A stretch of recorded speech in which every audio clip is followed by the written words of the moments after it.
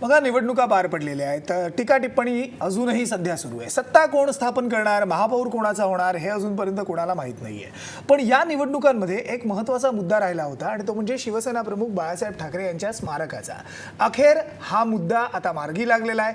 शिवसेना प्रमुख बाळासाहेब ठाकरे यांचं स्मारक महापौर बंगल्यात तयार करण्यासाठीच्या प्रस्तावाला मुंबई महापालिका प्रशासनानं मंजुरी दिली आहे. ₹1 प्रतिवर्ष असं पुढच्या 30 वर्षांसाठी ही जागा देण्याचा प्रस्ताव अगोदरच सभागृहात मंजूर झाला होता.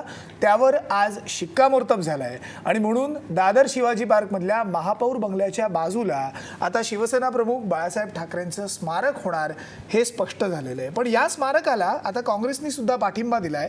बाळासाहेबांचं स्मारक हे मातोश्रीत व्हावं ही काँग्रेसची भूमिका होती, असं मत विधानसभेतले विरोधी पक्षनेते राधाकृष्ण विखे पाटील यांनी व्यक्त केलं.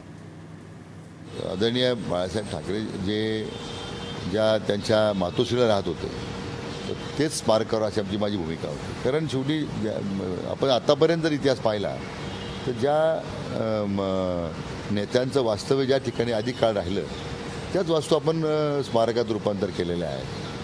आणि त्यामुळे आता तो स्मारक त्यांचं महापौर बंगल्यात करावं कुठं करावं तो अधिकार त्यांचा आहे. पण मला असं वाटत होतं की मातोश्रीमध्येच ते स्मारक उचित होईल.